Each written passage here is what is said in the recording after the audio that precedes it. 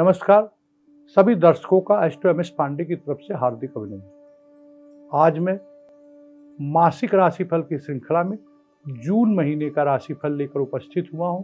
इस राशिफल की श्रृंखला में जिन जातकों का चंद्रमा 6 नंबर की राशि वर्गो यानी कन्या में है, यह राशिफल विशेषकर उनके लिए है। जून महीने में उन जातकों के लिए खुद का हेल्थ, खुद की सोच, धन भाव, परिवार, कुटुंब और उसके साथ भाई बंधु, सुख शांति, विद्या, नौकरी, व्यापार, गृहस्थ जीवन, प्यार, रोमांस, अचानक आई मुसीबत, उनका भाग्य कैसा रहेगा इस महीने में और उनके काम धाम कैसे रहेंगे, लाभ की स्थिति में क्या परिवर्तन आने वाला है और साथ साथ यात्रा और विदेश यात्रा, इन सब चीज़ों का फलादेश लेकर के मैं आपके सामने दर्शकों उपस्थित हुआ हूँ। एक बात मैं आपको बता देना चाहता हूँ कि हर लोगों की कंप्लेन रहती है कि राशि पर पूरा लागू नहीं होता है। राशि तो होती है एक, बट उसके नक्षत्र अलग होते हैं, नक्षत्र के पद अलग होते हैं और साथ साथ में ग्रहों की स्थिति अलग होती है।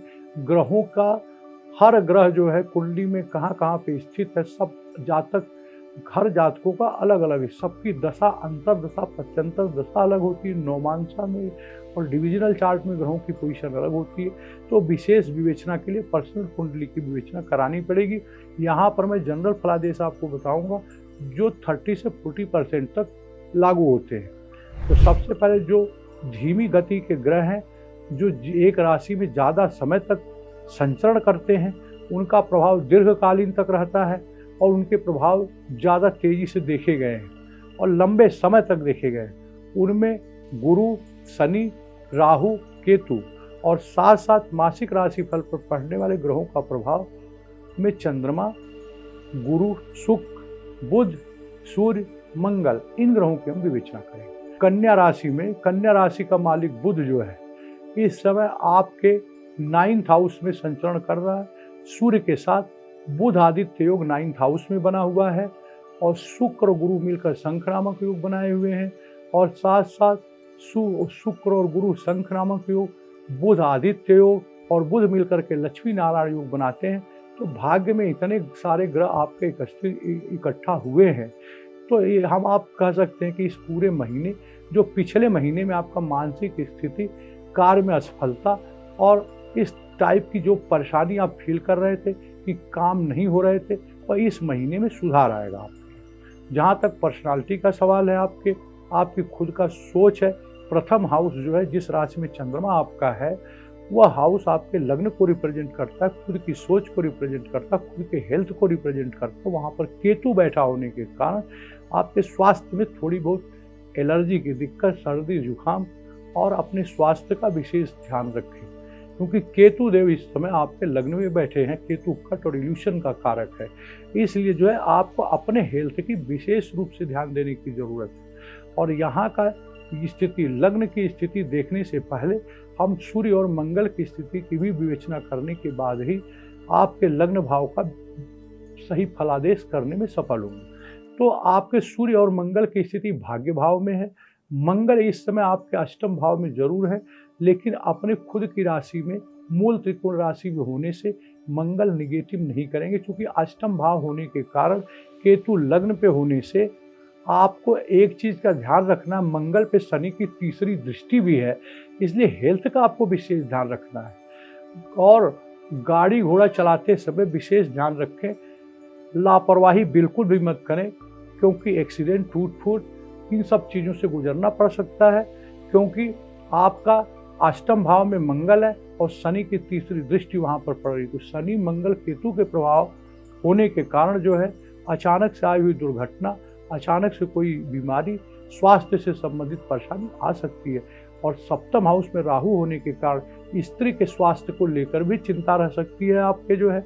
और केतु राहु की संयुक्त दृष्टि आपके जो है सप्तम हाउस पे पड़ रही है। राहु देव इस समय जो है कि आपके गुरु के घर में बैठे हुए हैं और बुध के नक्षत्र में चल रहे हैं। हालांकि बुध 9th हाउस में, तो राहु उतना खराब नहीं है, फिर भी आपका घर में गृह क्लेश, पत्नी के हेल्थ को लेकर के चिंता, खुद के हेल्थ को लेकर के चिंता रह सकती है। पर धनागमन के संबंध में भाग्य साथ देगा, चूंकि दूसरा स्थान धन भाव का है, आपके रुपए पैसे का है, बैंक बैलेंस का है, कुटुंब परिवार का है। तो कुटुंब परिवार जहाँ का लॉर्ड शुक्र जो है, नेचुरल कारक भी द्वितीय भाव का जो नैसर्गिक कारक वो भी शुक्र को मिला हुआ है, क्योंकि वो भी तुला राशि आती है। तुला राशि का लॉर्ड शुक्र है और शुक्र इस समय 9th हाउस में चल रहा है, जो कि 13 जून तक आपके जो है वृषभ राशि जो 9th में पड़ रही है भाग्य भाव में, वहाँ पे शुक्र का गोचर चल रहा है। फिर उसके बाद में आपका शुक्र मिथुन राशि में जाएगा। तो इस प्रकार पूरे महीने शुक्रदेव जो है कि 11 जून तक वृषभ राशि में रहेंगे और 12 जून से लेकर के पूरे महीने 30 जून तक वह मिथुन राशि में रहेंगे शुक्रदेव। और शुक्र जो है कि आपके लिए बड़ा ही उत्तम है, भाग्य आपका अच्छा साथ देगा, धन भाव की स्थिति अच्छी रहेगी, बैंक बैलेंस में वृद्धि होगी, कुटुंब परिवार में थोड़ा सा क्लेश और तनाव रह सकता है। चूँकि शुरू के 15 दिन तक, 15 दिन के बाद 15 जून से लेकर 30 जून तक आपके धन की स्थिति में अच्छा सुधार आएगा। जो स्पीड धीमी पड़ी थी वह तेज गति पकड़ लेगी। और तीसरे भाव पराक्रम के भाव में मंगल की राशि पड़ रही है और मंगल आपके पराक्रम भाव का कारक होने के कारण अष्टम भाव में बैठा हुआ और थर्ड भाव पे ढेर सारे ग्रहों की दृष्टि है केतु को छोड़ करके। तो तीसरा भाव एक्टिव रहेगा। कई कामों के लिए आप दौड़ेंगे धूपेंगे, सफलता जो कुछ कामों में ही मिलेगी। सफलता थोड़ी प्रयास के बाद मिलेगी, मेहनत से मिलेगी, क्योंकि मंगल अष्टम में है। तो परिश्रम मतलब मेहनत जो होती है वो थोड़ी कुछ मेहनत बेकार चली जाएगी। तो जो थर्ड भाव पराक्रम का फल, भाई बहन के साथ थोड़े से तनाव रह सकते हैं संबंध में। जो सुख की स्थिति है वह आपका चौथा स्थान बताता है, जहाँ का लॉर्ड गुरु बहुत अच्छी पोजीशन में। गुरु इस समय कृतिका नक्षत्र में चल रहे हैं, वृषभ राशि में शुक्र की राशि में चल रहे हैं। गाड़ी घोड़ा पैसा प्रॉपर्टी लेने का योग बढ़ रहा है। धन के संबंध में, सुख के संबंध में अच्छी स्थिति है। और उसके साथ साथ जो 5वां हाउस है आपका, वह विद्या बुद्धि का हाउस है, जहाँ का लॉर्ड शनि आपके 6ठे भाव में है। तो 6ठे भाव में शनि धीमी गया, अगर आप मेहनत करेंगे तभी सफलता मिलेगी। शनि मेहनत का कारक है और परिश्रम का कारक है। जितना मेहनत करेंगे, लापरवाही, अगर आप खुद विद्यार्थी हैं या आपके संतान पढ़ाई लिखाई में है तो उन्हें बिल्कुल भी लापरवाही नहीं करनी है। हालांकि शनिदेव अपनी कंफर्टेबल पोजीशन में है, अपनी खुद की मूल त्रिकोण राशि में शनि इस समय आपके 6ठे भाव में है, जहाँ पर रोग रिपु ऋण इन सब चीज़ से आपको विजय दिलाएंगे। मगर धीरे धीरे करके कोई कानूनी केस, कोई कानूनी लफड़ा चल रहा है, उसमें आपको सफलता मिलेगी। कोई ऋण जो काफ़ी दिन से चुकता नहीं कर पा रहे हैं तो कोशिश करेंगे तो वह भी इस महीने चुकता होता हुआ नजर आएगा। और जो लोग नौकरी पेशे में हैं उनको अपने कार्यस्थल पर मेहनत करना पड़ेगा, उनको संतुष्टि मिलेगी, साथ साथ उनके प्रमोशन होने के भी चांस हैं। और अगर आप विद्यार्थी हैं तो खूब परिश्रम करेंगे, शनिदेव निश्चित रूप से आपको सफलता दिलाएंगे, क्योंकि शनि इस समय कुंभ राशि में और पूर्व भाद्रपद नक्षत्र गुरु के ही नक्षत्र में गोचर कर रहे हैं। गुरु के नक्षत्र में शनि बड़ा अच्छा कंफर्टेबल पोजीशन में है। और शनिदेव इस समय आपके अष्टम भाव पे नजर होने के कारण एक्सीडेंट की संभावना बनाते हैं। गाड़ी घोड़ा से थोड़ा विशेष सावधानी से चलाएं। और साथ साथ जो है शनिदेव 12वें घर को भी देख रहे हैं। खर्च तो होगा बट सार्थक खर्च होगा। विदेश यात्रा का भी योग बन सकता है। विदेश अगर कोई जो जातक जो इम्पोर्ट एक्सपोर्ट का काम कर रहे हैं उन्हें सफलता मिल सकती है और साथ साथ उनका भाग्य साथ देगा। कन्या राशि के लोग जो सरकारी विभाग में सरकार से जुड़कर कार्य कर रहे हैं उनके लिए बड़ा ही उत्तम संजोग, उनका भाग्य बड़ा प्रबल रहेगा और सरकार से सहायता मिलेगी और कोई अपने उच्चाधिकारियों से भी सहायता मिलेगी। अच्छे अच्छे लोगों से संपर्क बनेंगे कन्या राशि वालों के लिए, क्योंकि भाग्य भाव में सारे ग्रह इस समय उपस्थित हैं। सूर्य की स्थिति बहुत अच्छी बनी हुई है।